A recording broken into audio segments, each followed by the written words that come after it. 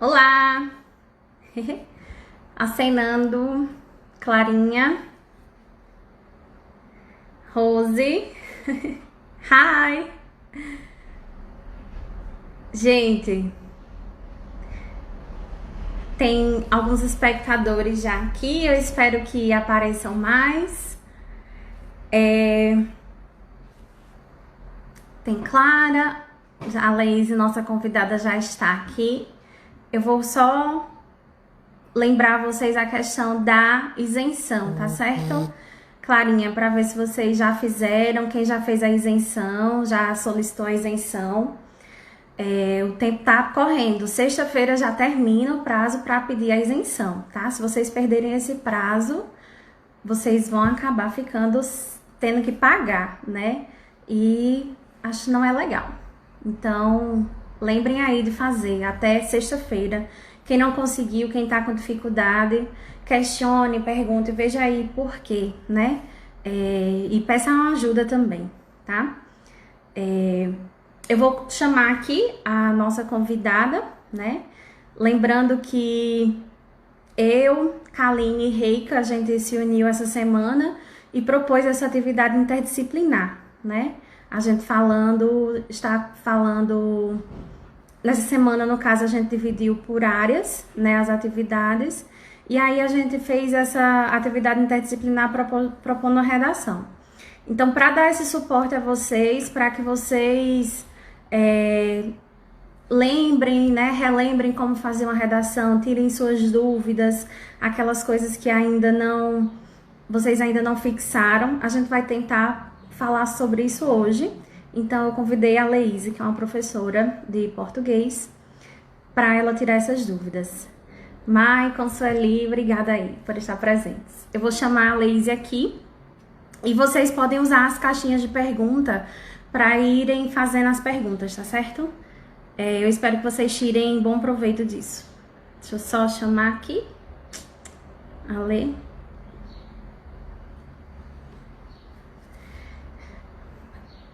Pera, eu tenho que aprender a chamar.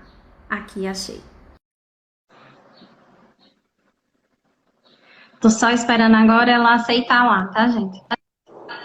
Olá, Olá, boa tarde. boa tarde. Tá me ouvindo bem?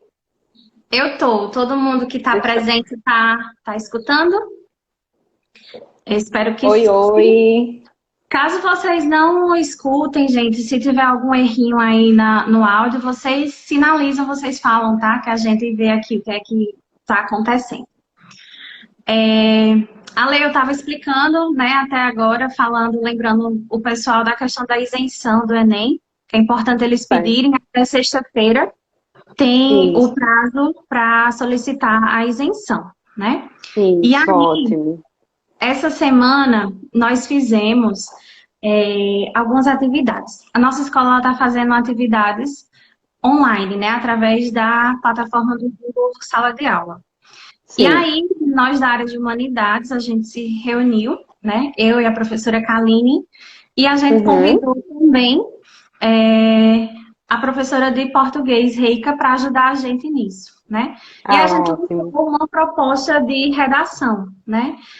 Tanto para a Uhum. gente utilizar como um auxílio nas atividades da nossa área, como também Sim. pensando aqui na questão dos terceiros anos, pós-médio. Enem já divulgou as datas, né? Apesar da gente estar vivenciando esse momento, ainda Uhum. está sustentando as datas do Enem, então a gente não pode perder tempo, né? Os alunos Sim. precisam continuar esses estudos e a gente está fazendo essa aula hoje para falar justamente sobre redação, né? A Ótimo. proposta que a gente fez foi justamente falando sobre fake news. O tema Isso. da nossa proposta é fake news, notícias falsas, consequências reais, né? E aí a Uhum. gente deu suporte de textos, aqueles moldes do Enem. E aí a gente convidou você para explicar para a gente, para falar sobre os critérios, sobre como escrever, coisas importantes. Mas eu queria que você É. se apresentasse primeiro, né? Ah, ótimo, ok. Boa tarde, gente. Todos me ouvem bem? Estão todos aqui. Olha só, eu sou professora Aleís Guimarães, sou professora da rede estadual da Paraíba. No momento, estou afastada, porque eu estou cursando meu doutorado.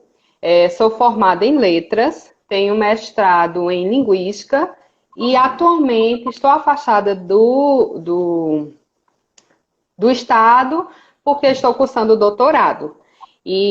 Mas eu tenho experiência com o Enem há mais de 10 anos e tenho estado em sala de aula. No momento, esse ano especificamente, me ausentei completamente, mas como o professor não pode parar, a gente não para. Sempre a gente está se renovando, procurando se atualizar, né? Então, Enem é um desafio não só para o aluno, mas também para o professor, para manter vocês sempre atualizados, vocês sempre antenados com relação ao que muda, ao que foi, ao que não foi, o que é que a gente tem que fazer, o que a gente não tem que fazer, em termos de adequação de um ano ao outro. Então, é bom que o professor também sempre esteja atualizado, né? Para passar todas essas informações para vocês. Eu agradeço imensamente a minha amiga e colega de profissão, Isis, pela confiança, primeiramente, né? De dividir esse espaço comigo e me sinto muito lisonjeada, certo? Que ótimo. Então, assim, obrigado também, né, por topar. E a gente aqui na disciplina de pós-médio, a gente sempre está fazendo esses tipos de parcerias, né? Pós-médio é a disciplina justamente que pensa no futuro do aluno. É aquela coisa de terminou o ensino médio, o que é que eu vou fazer, né? E a gente tem uma maioria de alunos que quer entrar em um curso superior, que quer fazer ali um curso, uma graduação, né? E aí um dos melhores caminhos que a gente tem hoje é o Enem, né? E aí muitos têm medo da redação, porque se sentem inseguros, tudo mais. E aí a gente vai tentar trazer justamente essas dicas, né? Eu separei assim, algumas perguntas, algumas dúvidas que a maioria dos alunos tem. Alguns já me sinalizaram que tem umas dúvidas em algumas dessas coisas. E a gente vai fazendo um esquema de perguntas e a gente vai conversando sobre isso, né? Ótimo, ótimo, Eu acho que é uma dúvida universal. Todo aluno se questiona, se pergunta sobre isso, é a questão do título, né?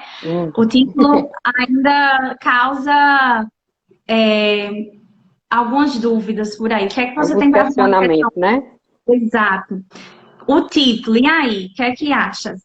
É obrigatório, não é? Como é que funciona? Olha só, a gente aprende que todo texto tem de ter título, né? E a gente de pequenininho, o professor, qual é o título do seu texto? Porque o título do texto é o nome do texto, né? No entanto, no que diz respeito à redação do Enem especificamente, a gente tem que compreender alguns fatores. Estamos tratando de um texto meio que pequeno, vamos dizer assim, por mais que alguns alunos digam, é louca, professora, texto pequeno, 30 linhas é pequeno, para a gente escrever no dia que tem outras provas todas para fazer. Não é um texto pequeno, professora, mas é um texto pequeno. E porque nele a gente tem de elaborar ideias, tem de defender ideias a partir de argumentos, tem de apresentar uma tese, tem, além de tudo, sugerir uma solução, né? O que o Enem chama de proposta de intervenção. Então, quando a gente pensa em construir um texto como esse, com essa configuração, de ter pelo menos aí quatro parágrafos, a gente começa a desconstruir essa ideia de texto grande, né? De que 30 linhas é um texto muito grande. E daí a gente pensa, escrever um texto com 30 linhas, que eu tenho de defender uma tese, elaborar pelo menos dois parágrafos de argumentação e um parágrafo dedicado à proposta de intervenção, dentro dessas 30 linhas, e ainda deixar a primeira linha para escrever um título, é perder linha. Tudo que eu for falar está baseado no manual certo? De redação do Enem, que é disponibilizado todos os anos lá na página do INEP, lá onde tem um espaçozinho, né? Que, no caso, eles ficam, né? Cumprindo etapas, né? Quem já acompanhou o Enem já percebeu que eles ficam... Tempo, né? Isso, a linha do tempo, exato. E lá no finalzinho do ano, praticamente um mês antes, eles lançam a cartilha, que eles chamam de manual, a cartilha do participante, que é o manual da redação do Enem. Esse aqui que eu tenho em mãos é o referente ao ano passado. Então, tudo que eu falar aqui hoje vai estar com base nessa cartilha, certo? Então, assim, aqui na própria cartilha, na página 9 especificamente, ele fala sobre o título, né? O título é um elemento opcional para a redação do Enem. Então, eu, como professora, orientadora da escrita de redação do Enem, oriento sempre aos meus alunos para não perderem tempo fazendo escrita de título. Porque o avaliador do seu texto não vai nem ler, nem considerar o título da sua redação. Então, se é algo opcional, vamos optar por guardar essa linha, essa primeira linha, para a gente introduzir nosso texto, para a gente iniciar a introdução. Tá entendendo? Então, se é opcional e não vai me ajudar, anula, joga fora, certo? Não considera, não faz. Justamente esse título pode ser até uma frase que ele consiga trazer um efeito para o texto da redação, né? Ele, ao invés de colocar como um título, escolha para inserir no texto. Isso, exatamente. Pode ser até, você vai ganhar com aquilo, né? Com aquela informação que você separaria para o título, colocando e inserindo dentro do seu texto, você vai ganhar e não perder, porque se está lá como título e não vai ser avaliado, você vai perder, né? Na verdade, não é nem perder, é deixar de ganhar, na verdade, né? Então, se tem a oportunidade de utilizar essa informação que você iria separar para o título, coloca lá dentro do seu texto, que vai ter muito mais utilidade. Certo? Entendido? Respondido? Ótimo. Então, o título ele é opcional, né? E como a professora coloca, sugere que seja inserido justamente ali no corpo do texto, porque já conta as linhas. Falando em linhas, é importante a gente frisar. Na proposta que a gente lançou para os alunos, né? Alguns tiveram dúvidas justamente nisso. Sim. Então, tem no manual, justamente nesse manual, eu também já disponibilizei, a gente tem uma sala de pós-médio, né? A sala do Google Sala de Aula. E eu já coloquei essa mesma cartilha lá para eles darem uma lida. É muita coisa, muita informação, mas ela é o essencial, né? Assim, todo aluno ele deve se apropriar disso, porque é como eles vão ser avaliados, não é isso? Isso. É muito bom o formato Enem, os moldes que nós temos hoje, exatamente por isso, porque nós, alunos, nós candidatos, né, vamos nos submeter a um exame e a gente sabe o que especificamente, parte a parte, vai ser avaliado no meu texto. Então, isso é muito bom, gente. Se eu sei o que eu vou ter que cumprir, ou o que eu vou ser avaliado, então, obviamente, eu vou tentar seguir essa linha de raciocínio e enfim, tentando cumprir essas etapas para que no final eu tenha um todo que meio que contemple todos esses critérios, né? E todos esses critérios estão descritos dentro daqui do manual, né, que eu mostrei a vocês, que todo ano é lançado. Inclusive, eu digo, é inadmissível um aluno que vai fazer Enem, que vai se submeter à prova do Enem, não conhecer o manual de redação, a cartilha do participante para a redação. E não conhecer a do ano passado e não conhecer a que vai ser lançada no ano que ele vai se submeter ao Enem. Ele tem de conhecer de cabo a rabo.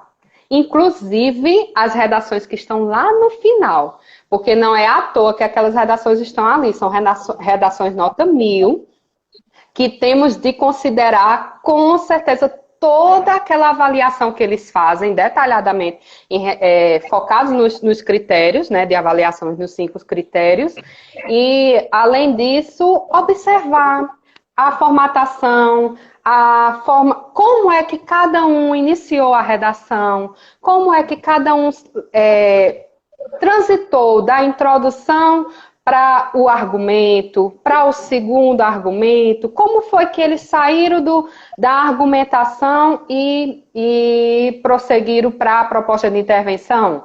Então, assim, são elementos que são riquíssimos, que quando a gente consegue ler e compreender e estudar bastante essas redações nota 1000, a gente consegue adquirir ferramentas para o nosso próprio texto, né? Enfim.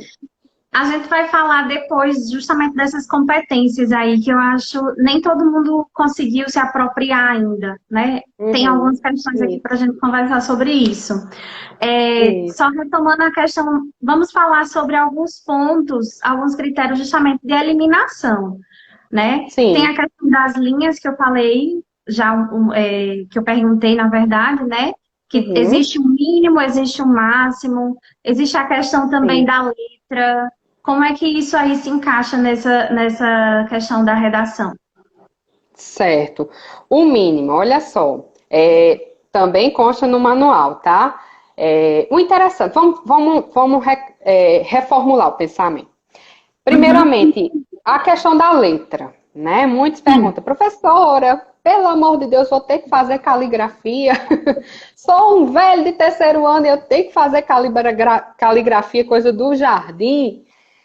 Enfim, não que a sua letra vai lhe eliminar do Enem, a não ser que seja totalmente ilegível, né? Então, não vamos considerar aquelas letras ilegíveis, vamos considerar as letras feias, né? Sim. Eu costumo dizer, gente, que se a gente... Eu não tenho uma letra lá bonita, não, tá? Minha letra não é lá muito bonita, letra de pedagogo, não. Não é. Mas minha letra é completamente legível. Ela é completamente legível. Não tem quem tenha dúvida na leitura por causa da minha letra. Quando estão lendo o texto que foi escrito, manuscrito, né, por mim. Então, assim, é interessante que sua letra seja legível. Legível não é sinônimo de letra bonita, certo? Se eu tenho uma letra legível, pensa aí, um avaliador está lá corrigindo seu texto. E, de repente, ele se depara com aquela letra que ele tem que forçar a vista, tem que trocar os óculos para poder entender o que você escreveu.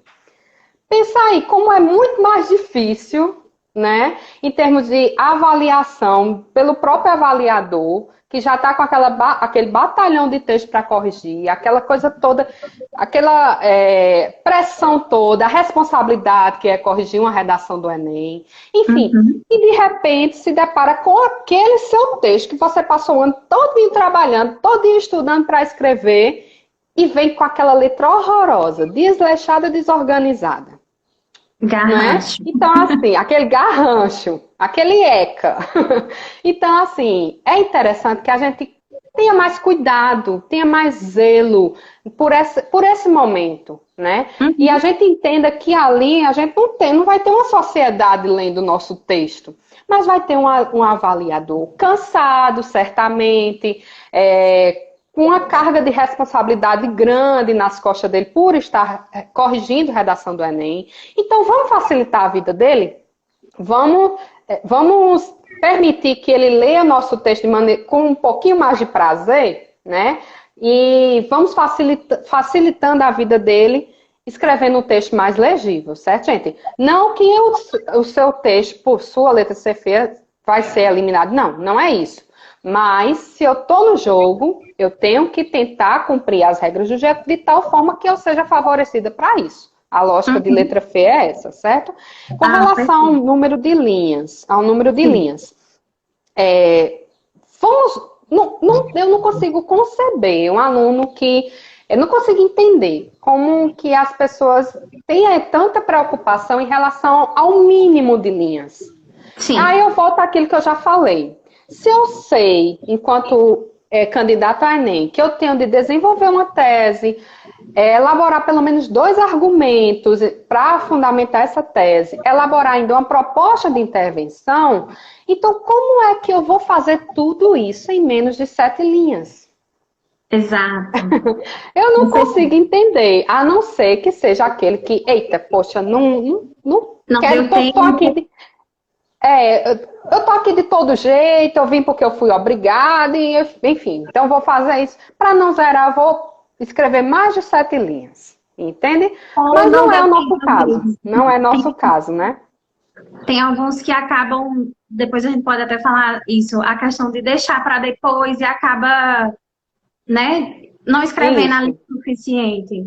Isso, exatamente. Não escreve o suficiente. Mas eu não consigo entender como a gente consegue desenvolver essas 4 etapas, né, da escrita do Enem, que, que a gente tem de justificar, a gente tem de explicar, a gente tem de trazer repertório sociocultural para o nosso texto, para fundamentar aquilo que a gente está falando, escrever tudo isso em menos de 15 linhas, né? Uhum. Não tem condição, não tem, enfim. Então, desenvolvam aí a argumentação de vocês e sigam para a escrita e fechada das 30 linhas. A Laís tem a questão também, justamente desses. Ela, a proposta do Enem, ela já vem carregada ali de uns textos, que são chamados os textos motivadores, né? Uhum, Então, eles já isso, dão um suporte, uma ideia, que não me deixa justamente. É que eu escreva menos do que esse necessário, né? Então, isso, assim, ele me exato. dá ideias, vai me dar uma análise, uma coisa ali que eu possa construir essa minha ideia de coisas que eu já venho Isso. carregando e tudo mais, né? Uhum, E aí fala um pouquinho justamente desses textos motivadores, né? Porque eles são tão isso. importantes ali pra gente, nessa Ah, escrita. ótimo. Ótimo. Olha só, os textos motivadores, eles não estão ali à toa, né? Eles servem muito, muito, muito. E é assim, para o aluno que consegue perceber a importância do texto motivador ali, ele vai contribuir de maneira significativa. Porque a gente não pode deixar de considerar que naquele momento que a gente está prestando o exame, a gente tem um emocional totalmente abalado, a gente tá nervoso, tá ansioso, tá suando, enfim. A gente tá num Uhum. estado emocional bem abalado. E, de repente, a gente pega aquela proposta, lê aquela. Se fosse apenas um enunciado, diga aí como seria difícil, gente.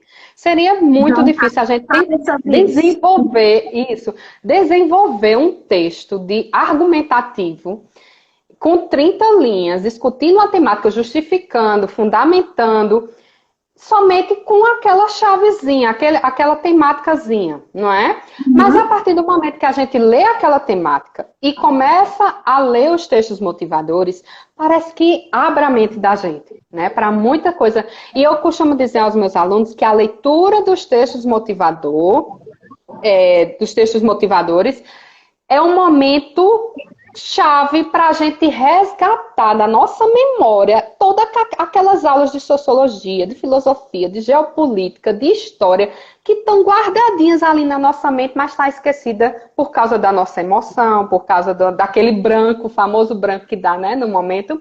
Então, Aham. assim, à medida que a gente está lendo os textos motivadores, parece que aquelas abazinhas vão aparecendo e eu costumo dizer que apareceu essa abinha, anota lá do lado. Isso aqui dá certo para a Revolução Industrial. Aí coloca uma setinha lá, Revolução Industrial. No momento da leitura do texto motivador, certo? Uhum. Apareceu algo lá, lhe fez lembrar da gripe espanhola, ó. Gripe espanhola. Me fez lembrar enfim, da barragem de Brumadinho, né, que estourou. Pronto, aí a gente vai colocar a setinha. E assim a gente vai tentar relacionar a leitura que a gente está fazendo dos textos motivadores com os fatos que já estão guardados na nossa mente, certo? Uhum. Então, os textos motivadores, eles vêm manifestar esse conhecimento que nós temos e que muitas vezes está ali apagadinho, escondidinho, momentaneamente, né? E que com o tempo, a partir da leitura que a gente está fazendo da prova e do texto, esses conhecimentos vão aparecendo, vão ressurgindo, né? Mas não só isso, ele direciona muito a temática, certo? Quando a gente lê os textos motivadores, a gente fica sabendo exatamente o que é que o Enem quer que eu escreva dentro do meu texto, entendeu? Como é E que a gente aí cai consegue na... identificar isso? Como? Não entendi. Como é que a gente justamente consegue identificar isso? Que tipo de olhar eu tenho que ter para esses textos motivadores, justamente para me ajudar a entender que ele quer que eu escreva justamente sobre aquilo e não sobre uma outra coisa. Porque às vezes Tá. acontece disso, a gente já, normalmente quando sai, é o dia do Enem, aí fica todo mundo na expectativa, né? E depois a gente Ai, começa a discutir. Ah, mas eu acho que ele aham. pediu isso, eu acho que ele pediu aquilo. Então, É, você inclusive a gente, né, nos bastidores, enquanto os alunos estão fazendo a prova, a gente nos bastidores, na ansiedade, a gente diz, ah, já mas a fica. gente só vai saber direitinho quando a gente lê os textos motivadores, não é não, Isis? Exato. Isso. Olha só, esse direcionamento é feito para quando a gente lê, eu acho que eu vou explicar isso melhorzinho quando a gente estiver discutindo a nossa temática em si, né, da fake Certo. news. E não Sim. sei, a gente pode até inverter um pouquinho a ordem previamente, né, combinada, e eu já falar um pouquinho. Olha só, ele diz fake news, notícias falsas, consequências reais. Ao ler essa temática, a primeira coisa que eu faço enquanto candidata ao Enem é observar quais as palavras-chave que vão guiar a escrita do meu texto. No caso Uhum. dessa temática, fake news é a palavra, né? A Sim. palavra-chave seguida de outra muito relevante, que você não vai falar da fake news de maneira geral, pode até falar, mas o seu foco é Uhum. concentrar nas consequências que essa fake news nos traz, né? Que Exato. essas fakes nos trazem. Então, olha Uhum. só, fake news e consequências têm de estar no seu texto. Então, a partir do momento que eu leio aquela frasezinha tema e observo quais são ali as palavras que vão motivar a escrita do meu texto, né? A partir do momento que eu vou fazer a leitura dos meus textos motivadores, eu vou tentar observar exatamente essas duas questões chave, né? Uhum. Quais são as questões chaves aqui? Fake news e consequências. Então, todos os meus textos, eu vou tentar observar o que eles dizem em relação a isso, certo? Uhum. Fora isso, gente, com relação especificamente a um dos textos que vocês colocaram como texto motivador, é o texto 4. Eu Sim. achei muito interessante, né, porque vocês trouxeram a questão bem atual, né, do Uhum. coronavírus e levantaram exatamente essa questão da disseminação da fake news sobre o coronavírus, que isso tem preocupado pessoas que estão trabalhando no combate ao coronavírus, né? Uhum. E quando eu li isso, ao terminar de ler o texto, eu lembro muito que quando tem um texto cuja temática está muito mais atual do que outra, entende? Acaba que a gente confunde um pouco as coisas. O que Sim. pode acontecer de, ao final desse texto, alguns alunos pensarem que eles devem escrever sobre o coronavírus, Uhum. entende? Mas não é. O foco é o quê? O que a fake news prejudica no combate ao coronavírus. Isso é uma consequência, entende? Sim. Então, eu posso, professor, utilizar essas informações do texto motivadores dentro do meu texto? Pode, desde que sejam reformuladas por você. Desde que tenha passado da leitura daquele texto que você fez, pela sua interpretação, pela sua seleção, sua organização e posta no seu texto. Ou seja, isso é o que a gente chama de paráfrase. Quando eu consigo parafrasear o que está dito no texto motivador, o texto motivador pode ser utilizado dentro do meu texto. Se não, se você vai utilizar o que está dito ali, dentro do seu texto, tal como foi dito, não utilize, porque você vai ser penalizado por isso, certo? Isso está dito lá no manual do Enem, tá? Não copie trechos do texto motivador. Os trechos do texto motivador que você julgar serem interessantes para a escrita do seu texto têm de obrigatoriamente ser parafraseado dentro do seu texto, certo? Se Pode você ser for utilizar. citado. Eles Como? não podem entrar nem como citação, no caso. Por exemplo, Não, não sim. condiz, né? Não, se eu tenho a citação, se eu penso o que é a paráfrase? Uma paráfrase é uma citação. É uma citação de maneira indireta, né? É um estilo indireto de citação. Então, se eu conheço a estratégia de paráfrase, de citar de maneira indireta, então por que eu vou optar pela maneira direta, colocando parênteses, dizendo a quem pertence, se o próprio texto já me foi dado por aquela pessoa, pelo exame, que está tentando provar que eu sei, que eu conheço muito mais, entende? Do que o que está além daqueles textos. Então, se eu consigo mostrar ao meu avaliador que eu consigo pegar aquela informação e parafrasear para colocar no meu texto, então, por favor, não cita diretamente, certo? Agora, sim, isso só em caso de extrema necessidade. Poxa vida, eu estudo geografia, eu estudo sociologia, eu estudo filosofia, eu estudo história, eu estudo atualidades. Então, por que eu estou estudando tudo isso? Para ganhar repertório sociocultural, para que não seja preciso eu estar me apoiando com aquela bengala dos textos motivadores. Exatamente. Eu sempre converso com os meus alunos justamente sobre isso, né? Eu sempre pergunto, gente, vocês não. É claro que é bom a gente estar navegando nas redes e tudo mais, mas é interessante a gente sempre adicionar ali uma página que fale sobre notícias, né? A gente está atualizado. E não é à toa que a gente escolheu aqui entre as nossas atividades interdisciplinares justamente a redação, né? Porque os temas das redações, eles vêm justamente carregados disso. Andam muito junto ali com a sociologia, com filosofia, com essa área de humanas, né? E dá para a gente justamente dialogar, fazer uma crítica sobre, pensar sobre, né? E aí está muito perto disso. E uma coisa interessante que você falou, que é importante a gente puxar, falar justamente essa questão que vem nos textos motivadores, que às vezes eu posso interpretar errado, e aí quando eu interpreto errado, eu acabo também podendo acontecer de fugir do tema, né? E aí, como é que eu faço justamente aí? Essa questão da fuga do tema é muito recorrente? Olha só, a fuga ao tema, ele é um ponto muito importante de ser percebido, principalmente né, de ser avaliado de ser observado pelo avaliador.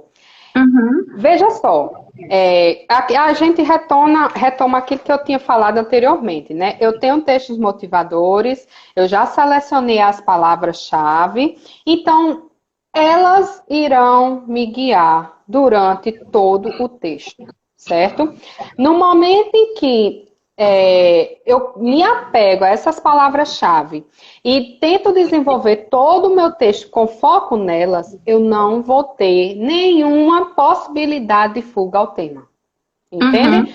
Agora, se eu perder o foco dessas palavras, eu viajo na maionese mesmo. Porque a mente da gente parece que é muito mais ágil do que aquilo que a gente consegue colocar no papel.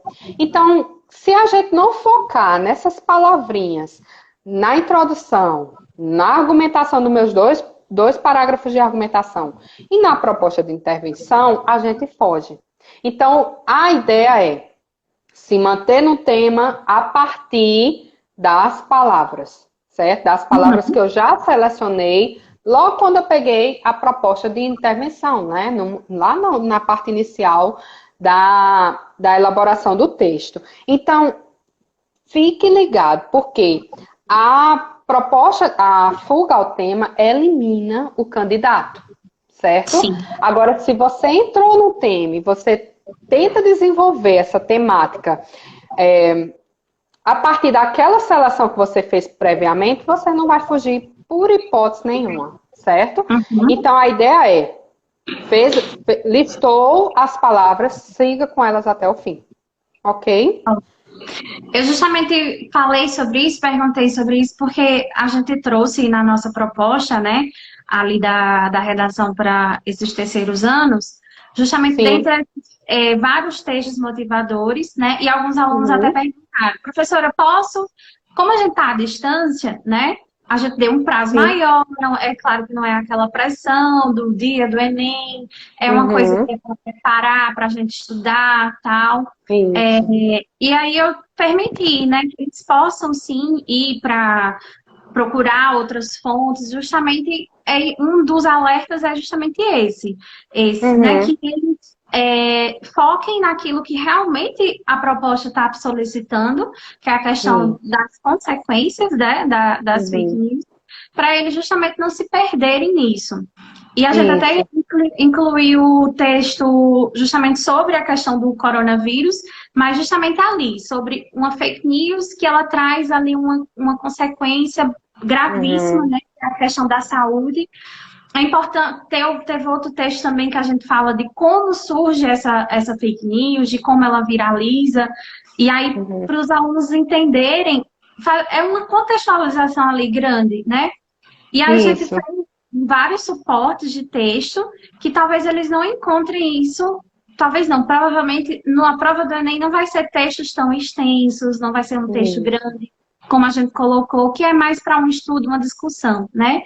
Então, como é que a gente pode dar uma dica assim para eles justamente não se desesperarem? A gente sabe, a gente tem alunos ansiosos, né, que são que temem aquele momento ali e às vezes a gente usa bastante muitas fontes, muitos textos, mas ali na hora a gente sabe que é um texto mais curtinho, né?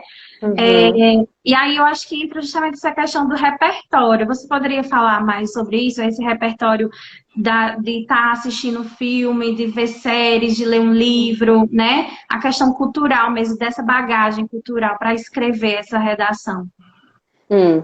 Olha só, gente, eu penso o seguinte, escrita nunca é somente ela por ela, né?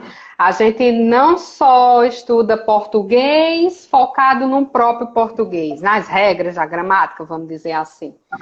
Principalmente quando a gente tenta colocar isso que a gente estuda na gramática em uso, né? Que é a partir da escrita, enfim, da materialização do texto, né? Então, assim, no meu texto de redação, eu vou precisar muito dos conhecimentos que eu construí ao longo da minha vida. E quais são esses conhecimentos? Todas aquelas aulas de humanas, todas aquelas aulas de biologia, todo aquele meu conhecimento construído no decorrer de toda a minha vida, né? Inclusive aquilo que a gente pensa ter sido apenas um entretenimento, virou conhecimento guardado, adquirido por você, meu querido. A gente aqui não se atenta para isso, entende? Mas assim, um filme que você assiste, naturalmente pode ser sim aproveitado dentro de uma redação do Enem. E isso vai ser útil demais. Por quê? Porque pode contribuir para o repertório sociocultural do seu texto. Ou seja, ele pode ser transformado ali dentro do seu texto em argumento, em força argumentativa, né? E ele vai dar substância, né? Dar mais força à sua argumentação, em termos de justificar aquilo que você está defendendo como tese. Então, é muito importante que um candidato ao Enem comece a assistir televisão, a selecionar informações dentro das suas redes sociais, assistir séries, ler sobre a história e conhecer mais as informações do mundo, da atualidade, tentando fazer sempre relações. Gente, não é à toa que o enunciado do Enem, eu vou dizer, cadê? Aqui, que o enunciado do Enem, o último período utilizado no enunciado é selecione, organize e relacione de forma coerente e coesa argumentos e fatos para a defesa do seu ponto de vista. Isso não é à toa, gente. Como é que eu vou conseguir selecionar, organizar e relacionar algo que eu não conheço? Não existe isso. Você seleciona, organiza e relaciona e interpreta também, né, os textos motivadores a partir daqueles conhecimentos que você já adquiriu na sua formação. Então, aquilo que você vai ter para si no momento que você está assistindo a aula de história, a aula de geografia, está assistindo a um filme. E é isso que eu estou dizendo. No momento que você lê o texto motivador, como eu disse lá no início, né?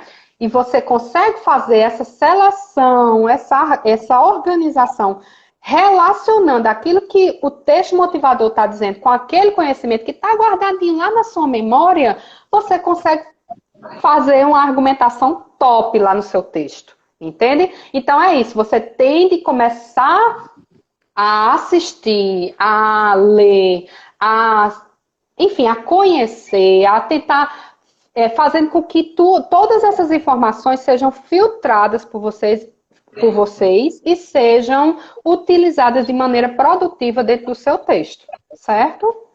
Eu acho bem interessante justamente a gente... essa proposta da redação, ela não veio por acaso, assim, né? A gente teve justamente... Tem essa questão da pandemia, esse boom da pandemia, né?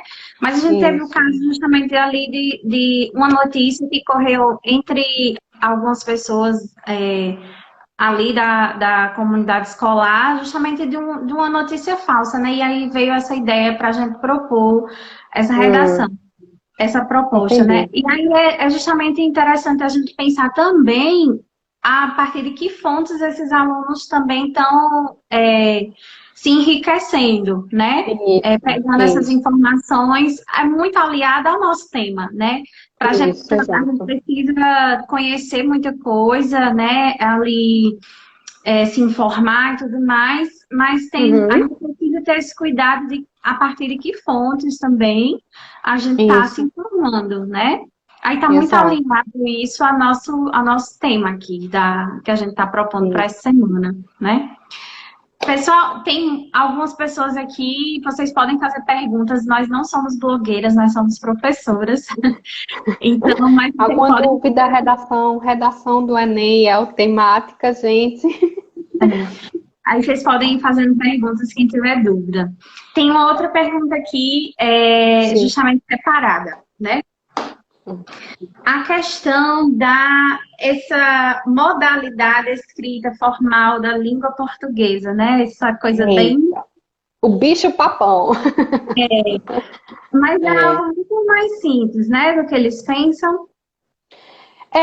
Principalmente porque a gente deve considerar que nós estudamos a língua portuguesa desde os anos iniciais da nossa vida, né? A gente foi alfabetizado em língua portuguesa e a gente estuda. E, engraçado, às vezes eu escuto muita gente dizer: professora, não sei por que a gente estuda gramática, a gente no Enem não cai gramática, né? Já ouvi alguém dizer isso? Não.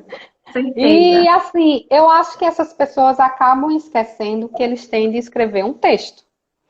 E um texto escrito na modalidade formal da língua portuguesa é a maior manifestação da gramática, né? A gente tem de manifestar a gramática e todos os conhecimentos que a gente construiu ao longo da nossa vida de estudo em si, focado na gramática, ali dentro do nosso texto. Então, assim, a modalidade de escrita formal da língua portuguesa é aquela que se afasta consideravelmente das instruções da nossa fala, da nossa informalidade, certo? Não em termos de oralidade, mas aquelas que estão um pouquinho mais distantes daquilo que a gramática considera como o adequado para um texto formal. Certo? Então, assim, a motivação da escrita formal da língua portuguesa não é uma exigência somente do Enem, mas é a própria exigência do tipo do texto que eu vou escrever. O texto que eu vou escrever é um texto na tipologia dissertativa argumentativa.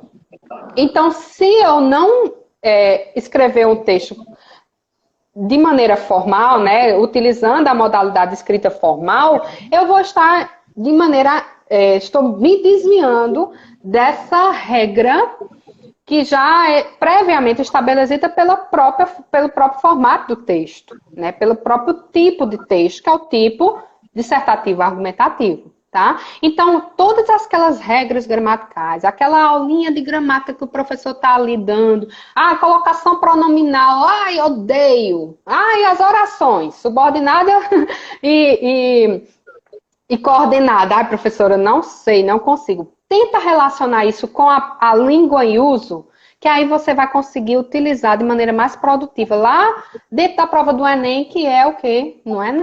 Na redação. Ok? Uhum. E isso é um critério, né, de avaliação. Isso, exatamente, na competência 1. A competência 1 vai avaliar se você conseguiu desenvolver todo o seu texto adequando a uma tipologia dissertativa argumentativa na modalidade escrita formal. E isso vai ser avaliado na competência 1, certo? Uhum. Tem uma pergunta aqui. Professoras, muitas vezes os alunos ficam apreensivos para decorar e colocar citações diretas no texto, porém muitas vezes tornam-se descontextualizados. Como utilizar esses argumentos de autoridade? Ótimo, ótima pergunta. Quem perguntou, não consigo mais ver. A Deisa. Foi a Deisa. Olha só, o que acontece? Muitos, vejo demais. Eu já peguei aluno decorando até o dedinho assim, como se fizesse daquela parte do texto, daquele determinado autor, uma musiquinha para colocar dentro do texto. Tem muitos sites, né? Rapidinho, tem muitos sites que aparecem assim, 12 citações para você usar no Enem, tal, né? Isso, aí vem aquelas citação de Kant. Ai, nossa, aquelas citações que é bem genérica, assim, né? Que parece encaixar em tudo. Mas quando coloca ali dentro do seu texto, ficou, que coisa solta, que coisa vaga, não tem nada a ver, né? E daí, quando isso acontece, você acaba sendo penalizado na competência 3, que é aquela que vai observar exatamente se você conseguiu construir um projeto de texto produtivo, que tem uma linha de raciocínio lógica dentro do seu texto. Então, olha só, deixa eu pegar aqui, que senão eu me perco. Isso. Olha só, se eu tenho uma citação para utilizar, gente, não precisa decorar. Você conhecendo, se você lembrou dessa citação no momento do seu texto, tenta adequar de maneira significativa para contribuir com a argumentação que você está desenvolvendo. Se você ficar decorando filósofos, ficar decorando historinhas, que para poder enrolar dentro do seu texto, muitas das vezes você vai se ver surpreendido com a temática que não vai dar para... Pode ser que isso aconteça, que não vai dar para adequar. Então, se você não conseguir adequar, você vai ficar desesperado, você vai... Enfim, é melhor você conhecer e tentar interpretar esse texto para fazer aquilo que o enunciado da questão diz, da redação diz. Organizar, selecionar e relacionar de maneira produtiva dentro do seu texto, certo? Então, não precisa estar decorando frasezinhas, não. Você vai, a partir do conhecimento que você tem, você elaborando o seu texto, utilizando essas ferramentas todas que você vai lembrar no momento que você está lendo os textos motivadores, organizando isso tudo de maneira... como eu posso dizer, em forma de um projeto de texto bem adequado, com introdução, desenvolvimento com argumentos e a proposta de intervenção, vai ser muito mais produtivo do que você citar aquilo que você passou o ano decorando, fica lá como uma frase solta, não vai ser avaliado de maneira consistente, né, pelo Enem, até porque todo o repertório sociocultural no Enem é avaliado de 3 formas. Primeiramente, o avaliador vai observar se esse repertório é um repertório legitimado pelas várias áreas do conhecimento, ou seja, se realmente isso existe, se é legítimo, se, por exemplo, a história entende como legítimo, se a biologia, se a medicina, enfim, quais as áreas do conhecimento a que esse repertório está associado. Fora isso, ele consegue utilizar de maneira consistencial, né, de maneira, como eu posso dizer, firme dentro do seu texto, ao ponto de ele ser produtivo. Então, esses critérios, eles vão ser avaliados também pela redação do Enem, no critério lá da competência 2 e também competência 3, porque a competência 2 e a 3 estão bem ligadinhas, né? A gente observa o projeto de texto e observa o repertório sociocultural, tentando ver se eles estão mesmo de acordo com as áreas do conhecimento e se ele é adequado ali para ser utilizado no seu texto. Entende? Então é bem melhor, mais produtivo, se eu não tiver certeza, assim, se eu não tiver, vamos dizer assim, uma firmeza de que aquilo ali tá bem contextualizado, é melhor não usar, né, do que utilizar como uma frase de efeito e tal e não fazer sentido, né? Isso, não vai fazer sentido, vai ser avaliado de maneira negativa, vai ficar solto, vai lhe prejudicar na coesão que vai ser avaliada na competência 4. Então, olha só quantas consequências um repertório sociocultural decoreba, colocado no texto de maneira sem uso produtivo, né, sem muita utilidade, pode lhe trazer. Então, pensa direitinho antes de utilizar. Isso que eu justamente ia perguntar, se estaria relacionado justamente com essa competência 4, a questão da coesão e coerência, como é que isso é abordado justamente aí nesse texto da redação?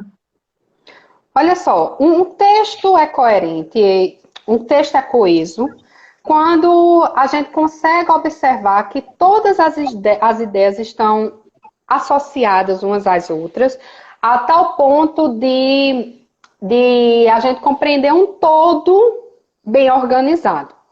Para isso, a língua, a gramática, nos oferta um leque grande, vasto, de estratégias de elementos linguísticos que nos proporciona essa ligação entre frases, entre períodos, entre parágrafos, certo? E esses elementos todos que proporcionam essa ligação entre frases, períodos, parágrafos, é o que a gente chama de coesão, certo?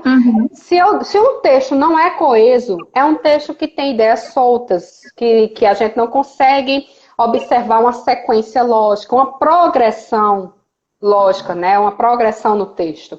Então, para isso, a gente tem os elementos todos, né, conectivos, que permitem que o texto se torne um texto um todo, né, organizado. E o Enem avalia exatamente isso. Se a gente consegue, no momento da elaboração dos nossos parágrafos, conectar um parágrafo com o outro a partir de elementos conectivos, né? Diante disso, portanto, no entanto, tentando trazer uma ideia oposta, enfim, outro sim, né? O que a gente sempre vê nas redações do Enem. Deixa eu lembrar mais. Assim sendo, como elementos conclusivos. Enfim, são termos linguísticos que a gente utiliza entre um parágrafo e outro. Mas não só isso. Dentro dos nossos parágrafos, é interessante e é preciso e é necessário, no que diz respeito à construção de um texto do Enem, que a gente também utilize esses elementos para ligar uma frase a outra, um período a outro. Isso porque, senão, o nosso texto fica solto, frases soltas, né? Então, para a gente construir uma ideia de tal forma que o texto nas 30 linhas seja um todo coerente e coeso. É interessante que a gente utilize essas estratégias linguísticas a partir desses conectivos, das conjunções, desses elementos que a gente vai colocar para ligar ideias umas às outras. Ok? E isso vai ser avaliado na competência 4, tá? Justamente essa ideia de continuidade, de coisa assim, eu vou pegar só um ponto justamente que a gente pode conversar, é a questão de quando terminar o texto, fazer aquela leitura contínua, assim, né, do todo, da produção inteira, justamente para ver ali se deixou passar alguma coisa ou outra e tal. Aí, nesse momento dessa leitura final, assim, na verdade, na escrita da redação, você tem uma recomendação se o aluno é melhor ele fazer antes ou fazer no meio da prova? Como você sugere, né, para justamente essa questão dele conseguir ter tempo de olhar com cuidado, de escrever com cuidado? O que é que você sugere? Olha só, isso é bem particular, né? Mas como professora de redação e, enfim, que a gente sempre tem uma vida ativa em termos de escrita, eu costumo dizer que todo texto a gente precisa descansar, fazer com que ele descanse um pouquinho. A gente deixa o texto descansando esse pouquinho, porque quando a gente retoma esse texto, a gente retoma não mais como escritor, como autor, mas como avaliador. O nosso olhar é incrível, gente. É incrível como o nosso olhar, quando a gente dá um tempinho ao texto, como o nosso olhar passa a ser de avaliador.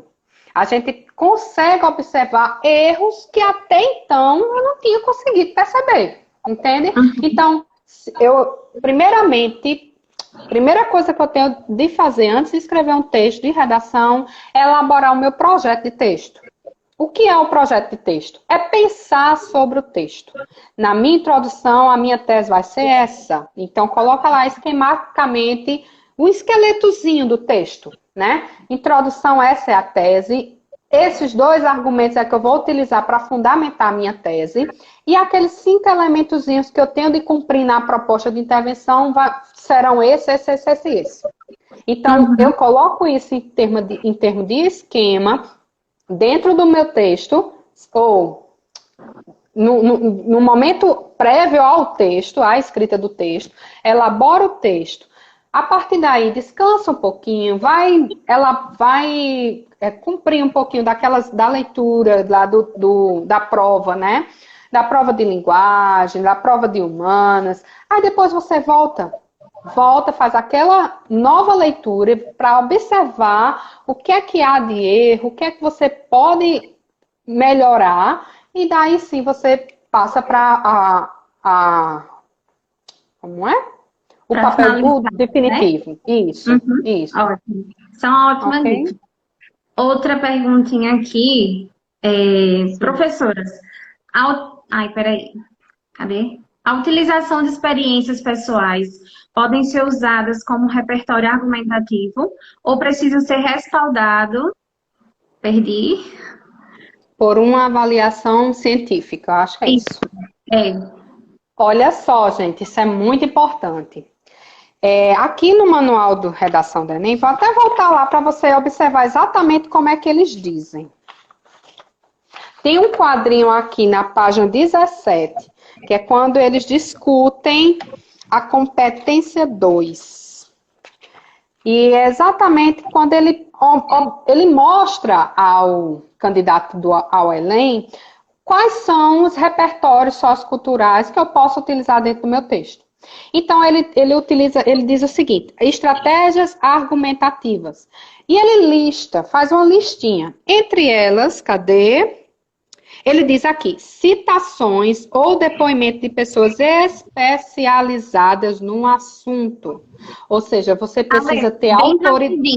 Só porque a gente já está com 1 hora e ela vai encerrar, porque não suporta mais de 1 hora, eu tinha esquecido desse detalhe. Aí eu vou encerrar e voltar, porque já está contando um tempo aqui, ele vai fechar tudo, mas eu encerro e volto de novo só para a gente concluir essa parte. Para responder essa pergunta e concluir. Tá ok. Certo?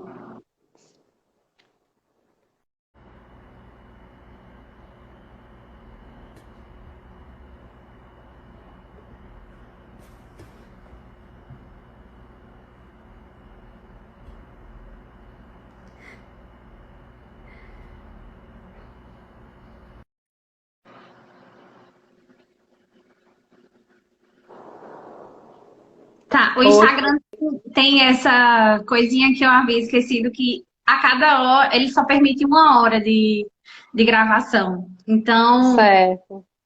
a gente já bateu 1 hora, nem tinha notado. Voltem, voltem, voltem. Venham, pessoal. Apareçam. Só Nossa, como eu falo. Nossa, como essas professoras falam. Meu Deus. da sala de aula, né? A gente doida para estar. Não Assim, é, mulher? alguns alunos têm relatado dificuldade justamente com isso, assim. A gente tem proposto atividades, mas falta esse contato, a questão do diálogo e tal. Então, eu estou tentando vencer a vergonha, a timidez e colocando algumas aulas assim para a gente tentar essa interação, né? Mas vamos lá. Essa questão do... É exatamente esse o maior desafio, né, do ensino à distância. Romper essa barreira, né, da falta do físico, falta do presencial, né? Exato. E isso é tão importante, às vezes a gente escreve, diz exatamente aquilo que a gente diria pessoalmente, mas parece que pessoalmente é diferente, né? Parece que a gente ouvindo o outro falar, o raciocínio, enfim, é algo para estudo. Aí, concluindo só o que você estava falando, Sim, né? A sim. pergunta era justamente essa questão de usar as experiências pessoais. Pessoais.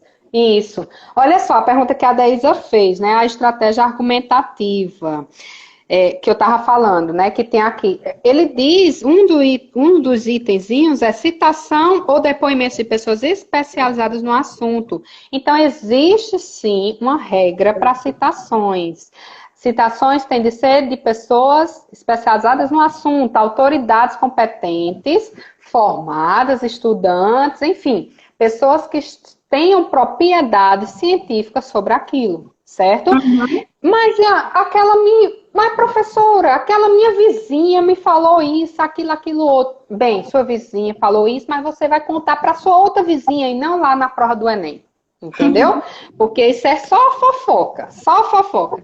Mas outra coisa aqui, ó, que ele coloca, que é curioso também, fatos comprováveis. Se são fatos que já foram comprovados pela nossa sociedade, né? Se foi uma informação que, por mais que tenha acontecido ali na sua rua, mas teve repercussão e foi noticiado de maneira significativa, certo? Ao ponto de abranger a informação, o fato passou a ser comprovado exatamente pelo meio jornalístico da sua cidade, do seu estado, do seu país, teve ou então teve uma repercussão mundial, então esse fato sim pode ser utilizado dentro da sua redação, mesmo que ele tenha acontecido ali no seu íntimo, vamos dizer assim, na sua rua, algo mais reservado, entende? Mas só poderá ser utilizado se for comprovado. E se tiver sido comprovado, é porque foi noticiado, é porque teve uma abrangência significativa, certo? Uhum. Uma repercussão. É importante, então, sempre dar foco a questões mais científicas, né? Assim, mais relacionadas à questão acadêmica, mais filosófica também, né? Exato. A Deisa Tem perguntou a outra coisa. Ela outra, disse que né? está aprendendo muito aqui. Que bom, que Vejo, bom. vejo muitos traços de oralidade no texto. Como evitar isso? Eu costumo dizer que a escrita, principalmente na modalidade formal, a gente só consegue um distanciamento significativo da língua informal, que é aquela que mais a gente tem propriedade, que é a que a gente usa o tempo todo, no momento que a gente começa a treinar bastante a escrita formal. Então, se você é candidato ao Enem, você vai ter de escrever um texto na modalidade formal, né, da tipologia dissertativa e argumentativa. É muito interessante que você passe a utilizar o treino como sua constante, certo? Toda semana treine redação de Enem. toda semana pegue uma redação do Enem nota 1000 para ler e observar, estudando mesmo, observando quais foram as estratégias utilizadas, não só na argumentação, mas na escrita da língua, certo? Como foi que aquela pessoa escreveu aquela informação ali?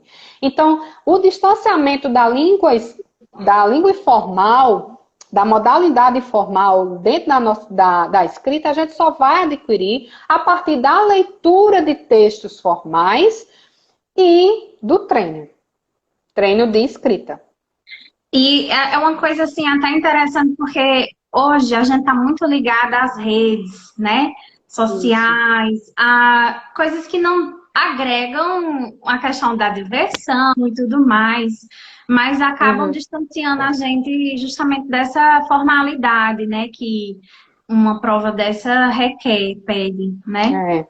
Mas é interessante que até os nossos comentários, no ano que a gente está treinando para o Enem, sejam um pouquinho mais formais, porque a gente se afastando um pouquinho da escrita informal, já que a gente não tem ainda muita maturidade na escrita, é interessante que a gente se afaste um pouquinho mesmo, força um pouquinho a escrita, quando tiver de escrever, mas principalmente treine muita redação, leia muita redação nota 1000, leia muitos textos formais, que isso vai trazer um repertório maior de vocabulário, inclusive, para você. Eu tenho tentado incentivar bastante a criação de uma rotina, né? Eu sei que é difícil, mas eu acho que nesse período é necessário, principalmente por conta justamente desse afastamento, dessa coisa do EAD, entre aspas, né? E aí eles ainda têm essa dificuldade, né? Ainda se deixam muito levar de justamente, eu tô aqui no celular, mas eu vou dar uma olhadinha ali nas redes. Mas criar justamente essa rotina de estudo vai permitir que eles façam esse treinamento, né? Exatamente. Pegar um dia e olha, esse dia vai ser dedicado a estudar redação, essa hora vai ser para isso, essa hora vai ser para aquilo, né? Eu tenho dado algumas dicas lá na nossa sala de pós-médio. Paloma, a gente está tentando ajudar. É uma ex-aluna aqui, aluna do ano passado, maravilhosa. E aí, depois vocês olham, dá uma olhadinha que a gente já fez uma hora aqui de live. E a gente está quase concluindo.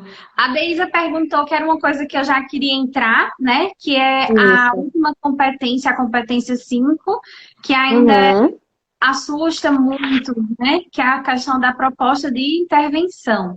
Então, o que é essa proposta de intervenção, né? Como é que eu faço uma proposta de intervenção? Isso. Eu acho que falamos de todas as competências, com exceção dessa, não foi, Isis? Falamos da competência 1, modalidade formal da língua. Competência 2, que é texto dissertativo argumentativo, repertório sociocultural e temática. Competência 3, só recapitulando, certo? Antes de entrar na competência 3, os argumentos, a seleção de argumentos, a organização do meu texto a partir de um projeto de texto. Falamos da competência 4, que são os elementos coesivos que proporcionam uma progressão textual, né? E faltou exatamente a competência 5, que é essa que a Deisa perguntou, né? A proposta de intervenção. O Enem, ele se diferencia das demais produções porque ele exige que o aluno escreva uma solução, né? Para aquele problema que ele discutiu. Então, essa solução no Enem é chamado de proposta de intervenção. Ali onde o candidato vai se portar como um cidadão conhecedor do mundo onde ele vive, né, da sociedade que ele habita, e vai tentar interferir naquele sistema, sugerindo algo que venha contribuir, né? Eu costumo dizer que a palavra solução é um problema, porque a gente nunca vai conseguir sugerir uma solução para aquilo. Ai, gente, eu, candidato a Enem, dentro de 30 linhas, vou sugerir uma solução para as fake news? Bem, é meio que sem lógica, né? Mas eu vou sugerir algo que venha a amenizar ou que venha a contribuir com a solução para aquele problema, para amenizar aquele problema, certo?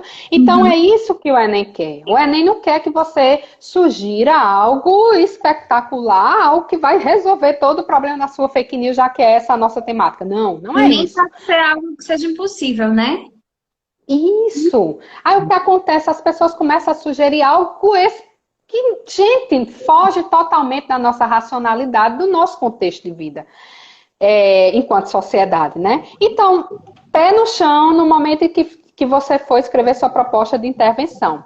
E esse pé no chão é por quê? Porque eu tenho de ter consciência que eu só vou sugerir uma melhoria. Então, para eu sugerir essa melhoria, primeiramente eu tenho que ter consciência de que essa minha ação que eu vou sugerir, o que eu vou sugerir está totalmente relacionada com o que foi discutido no decorrer do texto. Se não tiver, minha gente, você está fugindo novamente da temática, né? Novamente não, porque você não fugiu. Mas você vai estar, sim, fugindo e pode até ser que sua proposta seja zero, mesmo tendo proposta. Por quê? Porque você não vai falar sobre o tema. Entende? Então, se estiver relacionado ao tema, primeira coisa que você tem que observar, isso que eu vou sugerir está relacionado ao tema? Se estiver, ok. Então, o que é que eu tenho de considerar? O que é que eu vou sugerir? O que eu vou sugerir é o que o Enem chama de ação, a ação que você vai propor, certo? Eu vou propor uma ação que vai ter de ser desenvolvida por um agente. E esse agente é a pessoa, o órgão, ou enfim, é o agente que vai colocar em prática a ação que você está sugerindo. Isso. Então, a ação, que é o que você vai sugerir, que no caso vai estar relacionada com o tema. Quem é que você vai colocar como o executor dessa ação, né? Quem é? É a escola? É o governo? São as ONGs? É a mídia? São os educadores? Né? No caso, deixar claro. É importante citar. Tem de dizer quem é o agente, certo? Então, portanto, é necessário que fulano de tal, ou enfim, que o governo, certo? Quem é a figura que vai agir? Faça isso, isso e isso. Ou proporcione isso, isso e isso, certo? Ou execute tais ações, tá? Então, quem, o que, como eles vão fazer isso? Se você vai sugerir que, enfim, o projeto seja desenvolvido pela escola, como é que você quer que seja desenvolvido esse projeto? A partir de quê? De reunião com os pais, primeiramente, reunião com o colegiado, a partir daí palestras na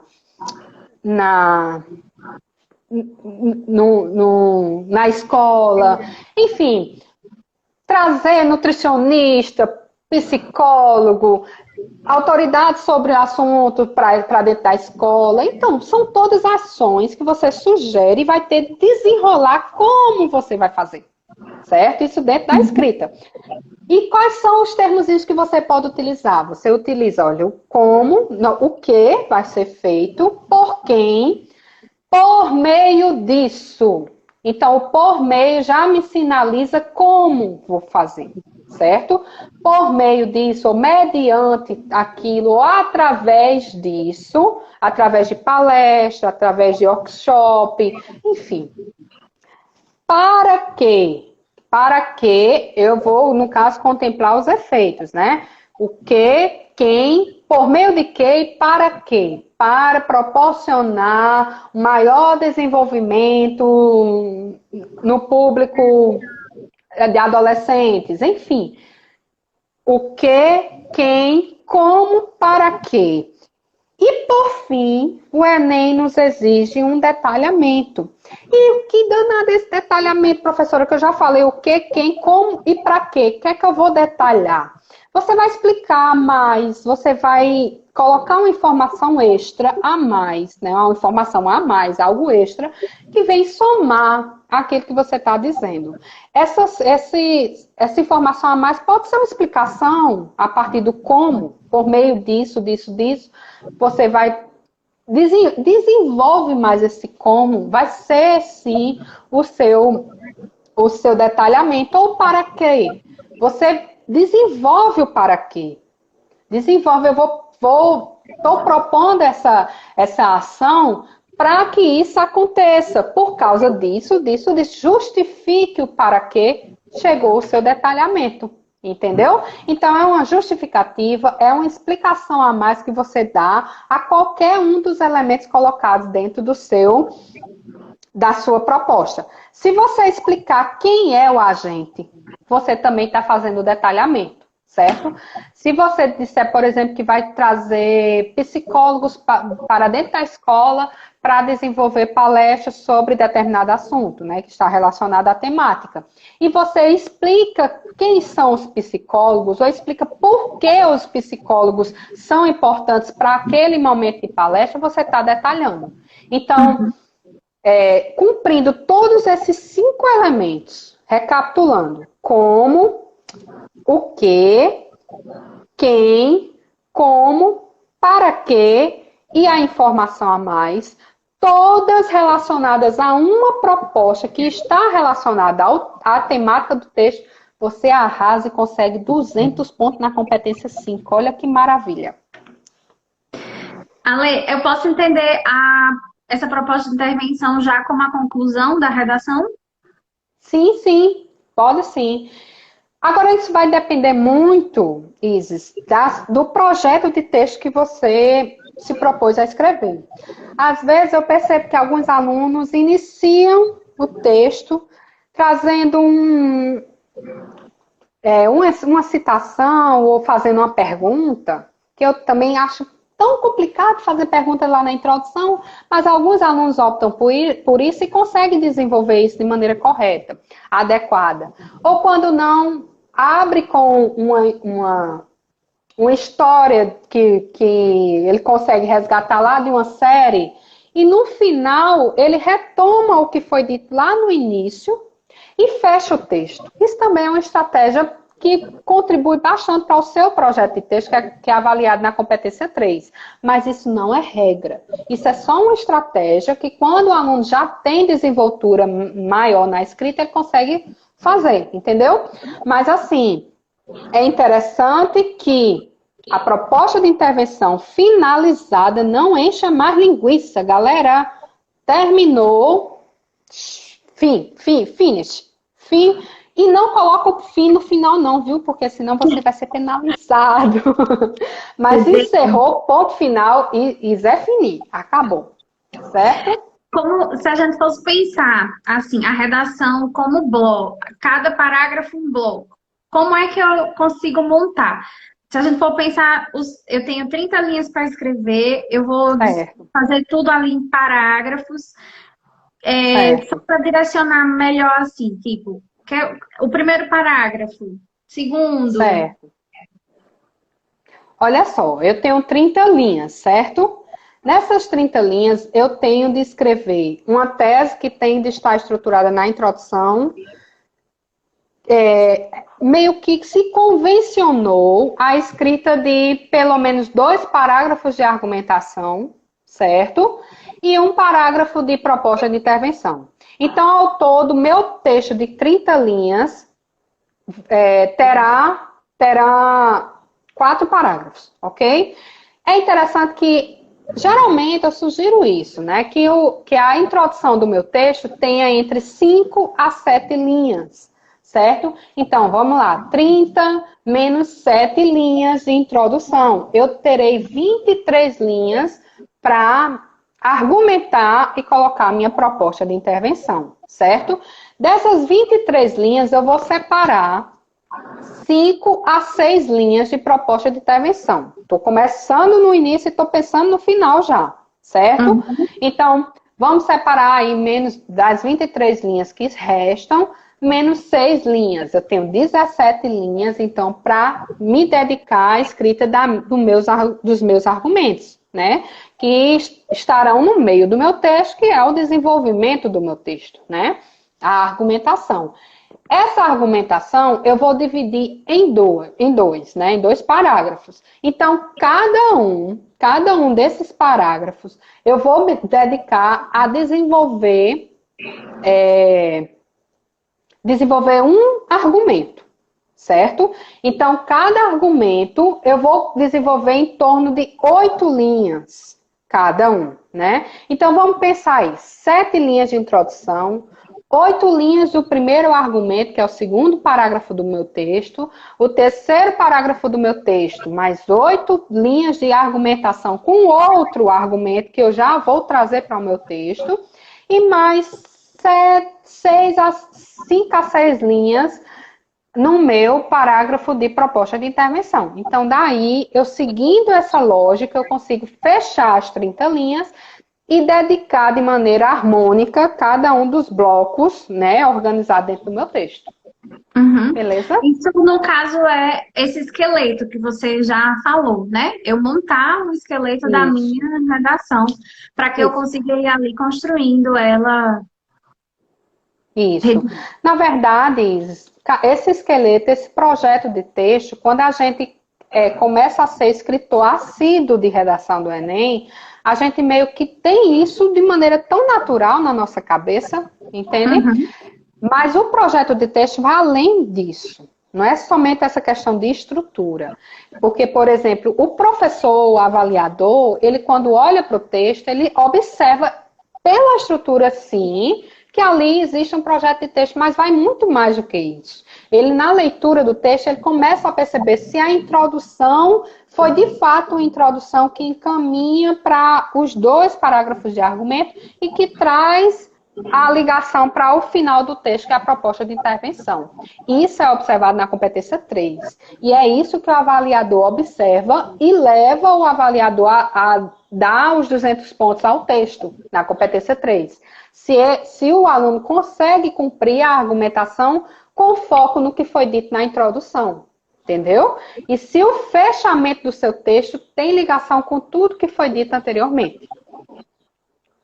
Isso aqui é o projeto de texto. Interessante justamente falar dessa questão da pontuação, porque essa correção são as 5 competências, né? E cada competência vale 200 pontos. É assim que a gente tem a redação nota 1000, não é isso? Isso, exatamente. 5 competências, cada um 200 pontos, somando cada um 1000. Ótimo. Aleis, eu acho que a gente conseguiu falar sobre todos os pontos, né? Eu acho que foi bem produtivo, assim.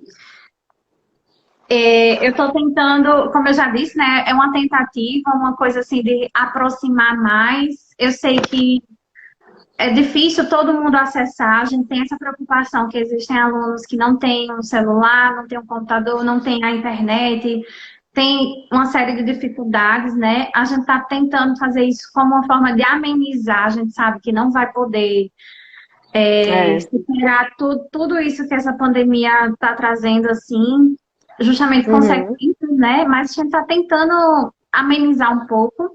E aí, por isso eu fiz esse convite a você, né? Eu estou tentando trazer algumas outras coisas, assim, para que a gente mantenha o contato com os alunos. E só para a gente finalizar, o que é que você sugere, assim, desse aluno que ainda não pegou em nada, ou que ainda está distraído, está esperando chegar mais perto para enlouquecer? O que é que você sugere? Olha, gente, o que eu sugiro para um aluno que ainda não pegou nada é que ainda há tempo.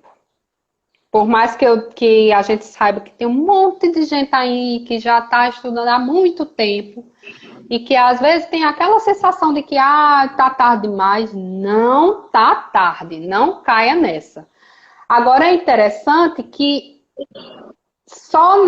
que a gente entenda que só não está tarde demais para os que de fato irão se dedicar tentando aproveitar todo o tempo a partir de agora. Entende? Eu já tive alunos, já tive muitas experiências, e enfim, quem me conhece aqui sabe, de pegar alunos no mês de abril que não conseguia desenvolver uma linha escrita, mas que a partir desse empenho, dessa vontade de começar, do mês de abril mesmo, eles conseguiram desenvolver ao ponto de chegar na redação do Enem e mandar a nota depois para mim no WhatsApp com nota 900 e tanto, enfim, 880. É sim, é, é sim preciso que a gente se empenhe, é sim, mas é preciso também que a gente não caia na besteira como eu posso dizer, de deixar para lá, de dizer que depois a gente consegue, ou ano que vem a gente faz. Porque se você tem a oportunidade de fazer isso agora, faça, se dedique que você consegue, certo? Então, assim, tem de ter muito suor, tem de ter muito esforço, sim, para a gente poder conseguir, principalmente no que diz respeito à escrita. A escrita não é fácil, não é fácil. Eu trabalho com escrita há mais de não sei quantos anos e ainda hoje eu suo muito, enfim, luto bastante para conseguir escrever, porque não é um trabalho fácil, não é de jeito nenhum. Então, se você tem o desejo de passar no Enem, produzindo uma redação que alcance pelo menos os 800 pontos, é importante que você se dedique. Dedicação acima de tudo. Outra coisa, coloca na cabeça que dá tempo sim, mas para isso é preciso que eu estude completamente e tenha na ponta da língua esse manual aqui, certo? Que eu leia todas as redações que estão lá atrás, no finalzinho desse manual, que eu liste, estudo bem direitinho quais foram as estratégias argumentativas que eu coloquei, que aquelas pessoas colocaram ali naquele texto, como eu posso utilizar isso no meu texto, tentando fazer a relação nessas redações nota 1000 com aquele texto que eu vou construindo e aprimorando no decorrer do ano, certo? E eu tenho convicção e total certeza que você vai chegar lá no final do ano conseguindo escrever uma redação nota 1000. Certo? Ai, que ótimo. A gente almeja muito, é uma coisa, até uma discussão na disciplina de pós-médio, justamente os alunos que têm interesse de entrar na universidade, aqueles que não têm, alguns até reclamam, mas vocês só falam no Enem, no Enem, né? Mas, de certa forma, justamente a redação, a prova do Enem, né? É um degrau, né? Numa escada, assim, numa coisa de conquista.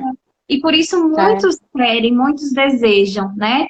E aí, essas dicas mesmo, né? O tempo inteiro que a gente fala de tentar, de escrever, de tentar mesmo, de estudar, de se dedicar, né? Palominha linda, você pode entrar na minha sala de pós-médio, eu deixo, certo? Para você pegar algumas dicas lá. E é isso, Aleise. Eu agradeço muito. A Paloma está dizendo que ela tenta, né? Como é que ela diz? Aqui. Que estudou. Ela percebeu que esqueceu como fazer uma redação e foi tentar. Depois de ter estudado vários dias a estrutura, conectivos, repertório, não consegue escrever uma linha. Mas é interessante isso que ela falou, porque às vezes o que é mais complicado na redação é a gente saber como começar, né? E é isso que eu estou dizendo. A gente, quando começa a olhar os textos que já tiraram nota 1000 e observando como é que eles começam. Por exemplo, tem uma redação, é porque eu não imprimi tudo aqui do manual, mas tem uma redação especial aqui, em específico, que eu achei tão interessante e que daria certinho, bem certinho, para o início dessa proposta de redação que você colocou, Isis. Só para a gente finalizar com isso. E talvez até sirva de dica para a Paloma. Olha só. Quando a gente lê o texto que o outro fez, a gente pode sim observar como foi que ele fez, para a gente poder usar o nosso, escrever o nosso, entendeu? Não é pecado, não, de jeito nenhum. É tudo uma reinvenção. A gente reinventa a partir Eu do que não o outro posso disse. copiar, né? Assim. Isso. Não, mas se inspira. Nossa, o texto meu, para mim, é inspiração. Olha só o texto da Luísa, da redação aqui na página 35. Anotem aí depois para vocês observarem, certo? Ela começa dizendo o seguinte, olha só, me diga se não dá certinho para a introdução desse texto, dessa proposta. Olha só o que é que ela diz. A revolução técnico-científico-informacional, iniciada na segunda metade do século XX, inaugurou inúmeros avanços no setor de informática e telecomunicações. Embora esse movimento de modernização tecnológica tenha sido fundamental para democratizar o acesso a ferramentas digitais e a participação nas redes sociais, tal processo foi acompanhado aí ela entra no assunto, certo? Então, tal processo foi acompanhado também pelo quê, gente? Que trouxe a questão da fake news para a gente, entende? Perfeito. Então, assim, isso, trazer essa informação da revolução técnico-científica e informacional para eu discutir algo relacionado à internet é show de bola. Então, observa como é que essa galera de Nota 1000 está escrevendo, está iniciando o texto, e vai adquirindo essas informações para você começar o seu texto dessa forma também. Tá, Paloma? Eu acho que isso vai lhe ajudar bastante. E não só a introdução, isso no decorrer do texto. Como é que ele introduziu o segundo parágrafo? Como introduziu o terceiro? Como foi que ela elaborou toda a proposta de intervenção? E daí eu vou adequando, obviamente, a minha temática e a minha forma de escrita. Entendeu? É importantíssimo. Antes a gente começava muito redação com assim, nos dias atuais, né? Atualmente, odiernamente. E aí, que acaba ficando meio que, parece que nem cola, né, com a forma que você vai continuar dizendo, né, escrevendo dentro do texto. E esse início, como a Deisa está falando, justamente ela já utiliza esse repertório sociocultural, né? Ela já traz um dado importante ali, já traz, você já começa a ler o texto com um olhar bem assim, nossa, olha que interessante, né? Lhe instiga e até aí, o texto. Isso, não sendo essa informação dada no texto motivador, poxa vida, ela já contemplou a nota, uma grande parte da nota da competência 2, entendeu? Então, assim, o repertório sociocultural já está aí, indicado, entendeu? Se não tiver pertencendo ao texto motivador, show de bola, já somou para a avaliação da competência 2 dela. Entendeu? Eu vou só responder Paloma aqui. Paloma, manda uma mensagem no direct que eu te mando o código da sala, tá? Que aí eu falo contigo por lá e você entra. Mas então, finalizando, eu acho que a gente conseguiu abordar maravilhosamente, assim. É claro que para a questão da redação precisa de horas, dias, né? E tempo, mas eu acho que você ajudou bastante a quem esteve aqui. Obrigado a quem esteve, né? Sempre a gente vê assim, muita gente entrando, muita gente saindo, mas eu acho que se eu tiver conseguido atingir, a gente tiver conseguido atingir um aluno, 2, 3, já basta, já foi satisfatório. Né? O nosso trabalho como professor é exatamente esse, né? A gente às vezes fala para 30, 35, 40, mas eu entro em sala de aula e saio de sala de aula na pretensão de atingir todos. Mas se um apenas, se eu sair com a sensação de que um foi atingido, um conseguiu entender direitinho, então, olha, para mim foi super, super, super produtivo e enriquecedor. Ótimo. Pois muito obrigada aí pela participação, pela disponibilidade. Eu sei que está cheia de coisas para fazer, mas muito obrigada, viu? E estou à disposição, tá, pessoal? Se vocês quiserem, qualquer coisa, entre em contato com a professora Isis e eu estou disponível para, enfim, tirar dúvida. Eu tenho material extra. Se vocês quiserem, entre em contato que eu tô para ajudar vocês, sim. Redação do Enem é minha paixão. Adoro, adoro demais trabalhar com a escrita de textos para o ensino médio, né? Então, se você precisar de mim, estou à disposição, tá, Isis? A sua escola também. É só entrar em contato, tá bom? Obrigada. Vamos encerrar. Tchau, Obrigada, Vitória. tchau. Tchau, tchau. Tchau.